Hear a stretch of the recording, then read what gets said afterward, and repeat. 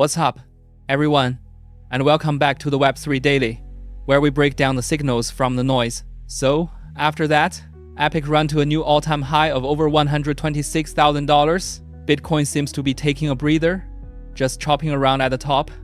And the question on everyone's mind is this a healthy consolidation before the next massive leg up, or is the bull run starting to run out of steam? Let's look at the data. The price is stuck in a tight range between 121 and 125k. But here's the interesting part. Trading volume is actually up over 10%. What does that tell you? It means the bulls and the bears are in an all-out war at this critical level, and the market is holding its breath. But here's a key signal. Bitcoin dominance is creeping up. That means smart money is flowing out of riskier altcoins and back into the relative safety of Bitcoin. So while the price chart might look boring, the battle underneath the surface is absolutely intense. But while the big charts are taking the nap, the real battlefield has moved to social media. And trust me, the drama there is way more exciting than any candlestick pattern. Over the past 24 hours, the entire Chinese crypto space has been absolutely captivated by a Three Kingdoms war between the top exchanges.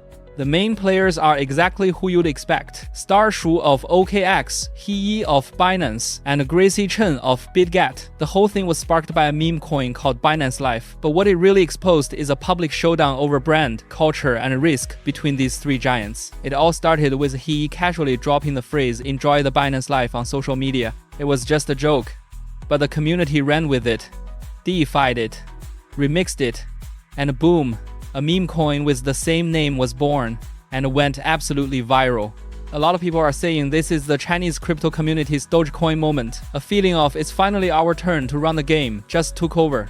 As the fire got hotter, it seems Star Shu of OKX couldn't just sit back and watch. He posted on X, and while he didn't name names, the subtext was a clear jab at this kind of speculative hype. Well, that lit the fuse. He didn't pull any punches and fired back with a long article on Binance Square. The title itself was a statement. In this industry, if you don't keep up, the community will teach you a lesson. She started by poking fun at herself, admitting she used to look down on leverage and meme coins, only to be proven wrong by the market, ending with the line, "It turns out I was the clown." Then, she masterfully pivoted, reframing this meme frenzy as the retail investor's quest for fairness, and damn fairness. She argued that compared to the respectable project teams with shiny resumes who just end up dumping on retail, meme coins at least offer a relatively fair starting line. This 1-2 punch perfectly positioned Binance as the ally of the retail investor, claiming the cultural high ground. And what about Star Shu? Although he didn't respond directly again, his past statements and OKX's general vibe have already made his stance clear. He's constantly hammering on compliance and risk control, even at the cost of angering users by banning accounts linked to sanctioned addresses. His silence is in itself a message to the market. OKX is the more stable, responsible platform, the adult in the room. These two completely different approaches are really a fundamental clash of their corporate philosophies. While these two giants were trading blows, Bitget's CEO, Gracy Chen, offered her own take, essentially carving out a third path. On one hand, she acknowledged that the meme coin trend will likely stay strong in the short term, but she also pointed out their core weakness. Without adding real utility, their consensus will inevitably fade over time.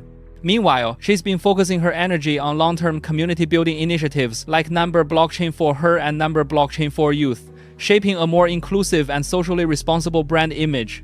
What makes it even more interesting is that Gracy Chen once mentioned she had invited He to be her bridesmaid, adding a layer of personal history to this business rivalry. So, as you can see, this is far from a simple war of words.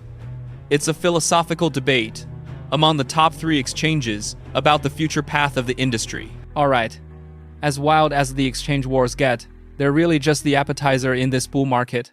The main course, you've got to look at what the giants on Wall Street are actually doing. And speaking of giants, they don't get any bigger than BlackRock.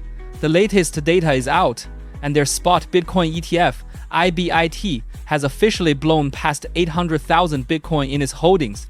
What does 800,000 BTC even mean? We're talking about nearly 3.8% of the total Bitcoin supply, worth close to $100 billion. For the longest time, we called MicroStrategy the biggest public whale in the game. Well, BlackRock has now left them far in the rearview mirror. And get this, the institutional money just keeps flooding in. In the last 8 days alone, all the US, spot Bitcoin ETFs combined sucked in over $5.7 billion in net inflows. It even had a Bloomberg analyst remarking, "That's how hungry the fish are. This isn't retail FOMO anymore. This is real money from institutions making long-term strategic allocations." This force is fundamentally changing the supply and the demand dynamics for Bitcoin, making it behave more and more like a macro hedge asset like gold. But at the same time, it raises a flag we need to watch. When one entity, on behalf of its clients, controls almost 4% of the circulating supply, does that introduce a new kind of centralization risk? Regardless, BlackRock's success is pushing Bitcoin to a whole new level. The entire industry's infrastructure, from custody to derivatives, is now being forced to upgrade to an industrial-grade standard. The Wild West era of Bitcoin might genuinely be coming to an end. Alright, if the BlackRock news was something we all saw coming, this next story honestly caught me off guard. The parent company of the New York Stock Exchange, the old guard financial titan ICE, just announced they're dropping up to $2 billion into Polymarket. You heard that right, $2 billion. That jacks Polymarket's valuation up to a staggering $8 billion. Just 2 months ago, they were valued at $1 billion. That's not a rocket ship. That's teleportation. For the longest time, we've seen Polymarket as this degen playground for betting on elections and sports. Basically a high-tech bookie operating in a gray area. And now, the biggest player on Wall Street just gave it the ultimate stamp of approval with a massive check. The signal here is deafening. ICE isn't interested in placing bets. They're after the data. Think about it. The prices on Polymarket, backed by real money, are the purest, highest frequency signal of market sentiment you can get. ICE can package this data and sell it to hedge funds. It's way more accurate than any political poll. This investment basically legitimizes the entire prediction market space, pulling it from the fringes of crypto right onto the main stage of high finance. And it's not just Wall Street making moves. The tech giants over in Asia are playing chess, not checkers. A massive story just broke out of Japan's payment market. PayPay, the payment behemoth backed by SoftBank, has just acquired a 40% stake in Binance Japan. To give you some context, PayPay is basically the Alipay of Japan, with over 70 million users under its belt. Following this deal, those 70 million users will soon be able to buy and sell crypto directly within the Binance Japan app using their PayPay balances. What does this mean? It means buying Bitcoin could become as simple as buying a bottle of water from a convenience store with PayPay. For a market like Japan, which has historically had incredibly strict regulations, this is a potential super catalyst for mass adoption.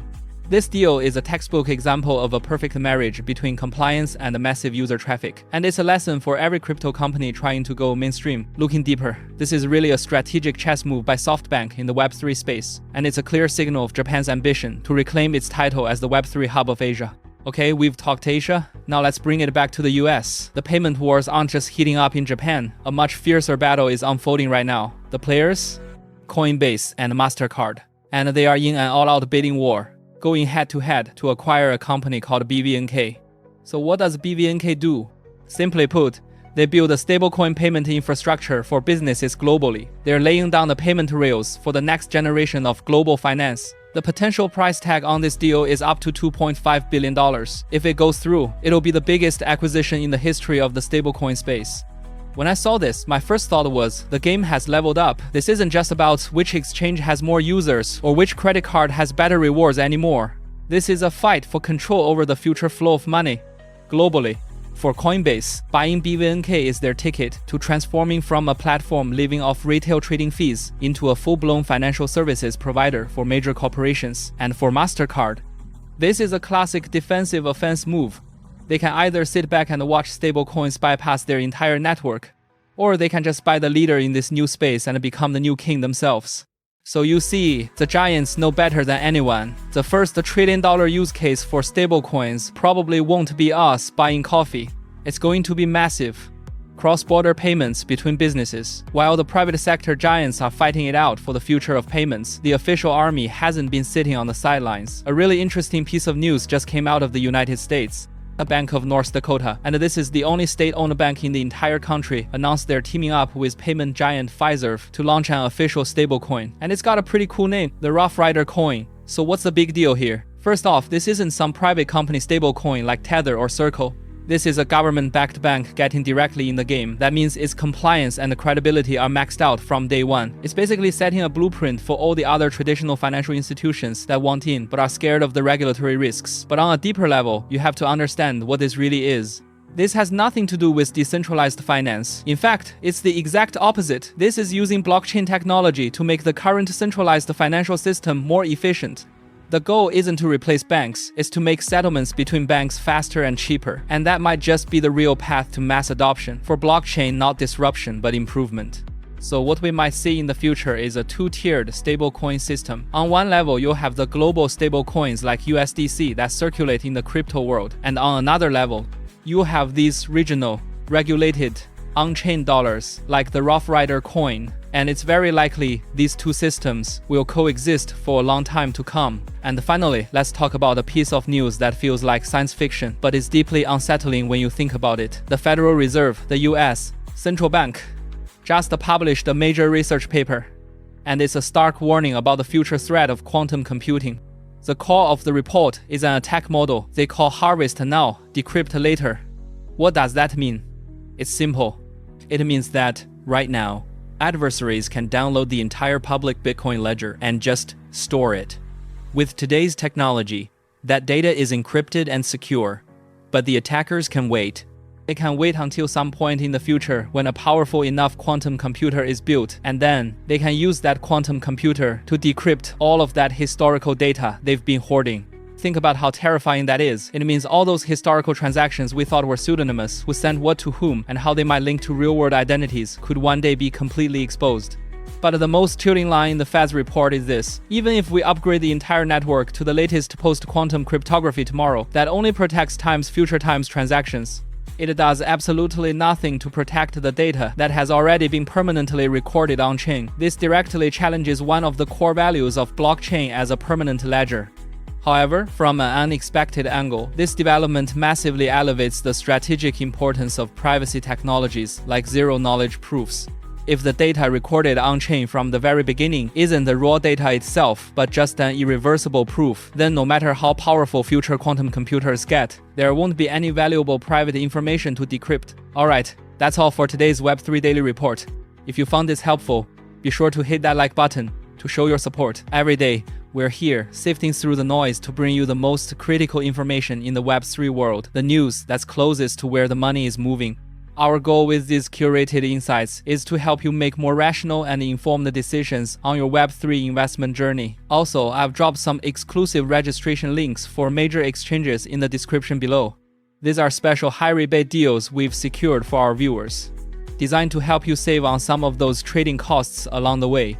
Let's all stay rational, move steadily, and get rich slowly together in the world of Web3. May all of your crypto assets see steady growth. We'll see you tomorrow.